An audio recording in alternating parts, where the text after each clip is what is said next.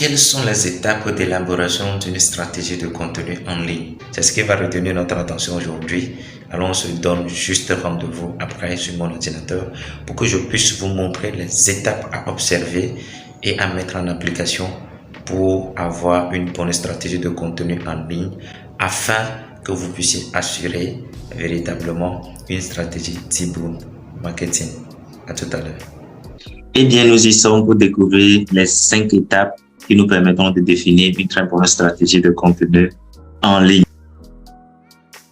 Première étape, comme dans la vie ou bien en entreprise, il faut se fixer des objectifs clairs et nets, des objectifs SMART dans le cadre de notre stratégie de contenu.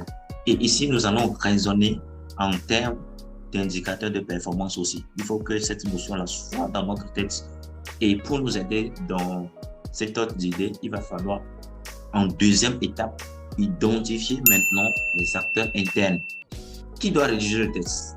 Qui doit réaliser la vidéo que nous allons publier? Maintenant, une fois que la vidéo est réalisée, c'est-à-dire enregistrée, qui doit monter la vidéo avant publication? OK.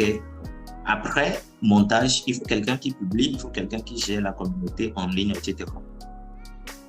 Il faut identifier les acteurs internes qui doivent travailler pour l'atteinte de l'objectif que nous nous sommes fixés. Dans le cadre, bien sûr, de la stratégie de contenu qui va concourir à l'atteinte des objectifs de l'entreprise dans sa globalité. Ça, c'est la deuxième étape. La troisième étape, nous allons trouver maintenant, il faut aller maintenant trouver les idées. Et pour cette étape-là, c'est très important de connaître la cible, les problèmes de la cible. Quelles sont les questions dont la cible aimerait avoir des réponses? Ça, c'est très important. Parce qu'en ligne, si j'ai besoin d'une information ou bien d'une formation, je fais la recherche pour avoir justement cette formation, cette information. Alors, la stratégie de contenu permettra à ce que ces personnes-là puissent tomber sur nous. Mais si nous n'allons pas à l'externe, comprendre leurs difficultés, leurs problèmes et maintenant, en termes de contenu, proposer tout ce dont ils ont besoin, là, nous ne pourrons pas assurer une stratégie de bon marketing en ligne. C'est déjà mal parti. Donc, il faut savoir comment identifier la cible. Après cela, nous tombons sur la quatrième étape qui est l'organisation de la production de contenu. Comment est-ce que la chaîne doit fonctionner? Qui doit faire quoi? Quand? Comment? Toutes ces personnes-là, vous devez savoir comment est-ce que vous les permettez de travailler en synergie pour que le travail soit rendu à temps et de façon efficace. Donc, nous tombons directement au niveau de la cinquième étape, qui est la valorisation de notre contenu. Nous avons déjà le contenu, c'est-à-dire en termes de support, nous avons tout. Maintenant, il faut valoriser cela. Il faut publier, non seulement publier, mais aller à la valorisation. C'est-à-dire avoir quelques petites stratégies pour pouvoir présenter mes contenus ou bien les contenus de l'entreprise à votre cible. Il faut impliquer l'équipe à l'interne. Ils doivent participer au partage, ainsi de suite, dans leur groupe WhatsApp, Facebook, etc. sur les canaux de communication. Donc, impliquer l'équipe, impliquer l'entourage et maintenant aller au fur et à mesure à l'externe. Parce que si à l'interne, vous ne valorisez pas ce que vous-même vous proposez, il y a certaines personnes qui sont dans des entreprises, ces entreprises-là ont des pages Facebook, mais il y a certains personnels qui ne sont même pas abonnés à la page. Donc, si à l'interne, on ne valorise pas ce qu'on fait, qui va valoriser cela pour nous? Donc, il va falloir impliquer toute l'équipe et maintenant, continuer la valorisation par l'externe.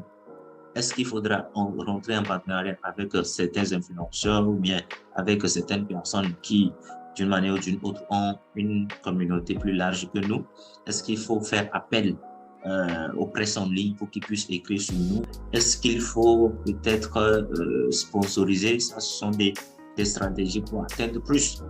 Vous devez travailler pour savoir quels sont les mots-clés, quelles sont les expressions que je dois utiliser dans ma vidéo, dans mon texte, dans le titre même, ainsi de suite, pour que les algorithmes puissent promouvoir mon contenu, puissent suggérer mes contenus à ceux qui sont susceptibles ou bien qui manifestent à travers leur comportement en ligne un intérêt à ce qui concerne le contenu que je suis en train de produire. Donc, c'est très important. Et là, nous allons parler d'inbound marketing. Bon, a priori, nous allons faire le putsch, n'est-ce pas? On va partager, on va essayer d'envoyer l'information vers, d'accord? Mais arrivé à un certain moment, il va falloir que notre stratégie de contenu puisse nous aider à avoir de façon naturelle. C'est ça le référencement naturel dont nous avions parlé. Donc, entre parenthèses, j'ai fait une vidéo dédiée au référencement en ligne où j'ai parlé du référencement en long et en large. Je vais mettre le lien en commentaire pour que vous puissiez aller voir de quoi il s'agit. Et bien avant, j'avais parlé aussi des médias en ligne dans sa globalité et comment est-ce que, justement, au niveau de l'étape 3, il va falloir aller à l'externe et comprendre notre cible. Et c'est ce qui va nous permettre de pouvoir savoir quels sont les canaux sur lesquels ils sont, quel est leur comportement, ainsi de suite, toutes les infos en termes de profil de façon générale, pour que nous puissions bien adapter la communication. J'ai fait une vidéo là-dessus, donc je vais mettre aussi le lien en commentaire pour que vous puissiez aussi avoir toutes ces informations-là, afin de bâtir une très bonne stratégie de contenu en ligne, comme nous sommes en train de décortiquer. Après cette valorisation, il va falloir que nous puissions mesurer nos actions en ligne. Donc, tout ce que nous sommes en train de faire, en ce qui concerne la définition de notre objectif en ligne. Alors, est-ce que l'objectif est atteint ou pas? Mais on ne va pas attendre jusqu'à la fin de notre délai que nous nous sommes fixés pour atteindre cet objectif-là pour savoir si on a atteint ou pas. Non, ça doit aller au fur et à mesure. Si je définis un objectif d'un mois, par exemple, je vais séquencer ça en objectif hebdomadaire, même journalier, pour que par jour, je sache où est-ce que j'en ai. Est-ce que j'ai atteint l'objectif journalier cumulé en objectif hebdomadaire, c'est-à-dire par semaine. Donc, si c'est en termes de nombre d'abonnés, j'essaie de suivre cela et c'est ce qui va me permettre de savoir si je dois redoubler d'efforts ou pas. Sinon, je serai surpris à la fin du mois que l'objectif que je me suis fixé, je n'ai pas atteint cela. Et ce n'est pas bien. Donc, il faut suivre cela. Donc, être capable de mesurer nos actions en ligne en termes de statistiques. Donc, on va parler ici des KPI, des indicateurs de performance en ligne. Cela vous permettra de savoir si votre stratégie est bien définie d'abord et ensuite est bien exécutée. Vous allez maintenant savoir comment ajuster, comment améliorer la stratégie, comment est-ce qu'il faudra peut-être revoir certaines choses pour véritablement atteindre l'objectif qu'on s'est fixé à la fin du mois ou à la fin de l'année. Voilà un tout petit peu ce que nous pouvons dire à travers les 5 étapes d'une stratégie de contenu à définir. Premièrement, définissez vos objectifs. Après, identifiez les acteurs qui vont implémenter ou bien qui vont mettre en application, qui vont exécuter ce que vous avez prévu. Après, identifiez maintenant les idées à l'externe pour mieux répondre aux inquiétudes de votre cible et savoir comment est-ce que l'organisation va se faire côté équipe et valoriser à la fin vos contenus. Maintenant, pour pouvoir être sûr que ce que vous êtes en train de faire est bon, vous allez mesurer, voir les statistiques, analyser ces statistiques-là, tirer des conclusions, des recommandations et maintenant aller à l'étape suivante vers l'amélioration de vos performances en ligne.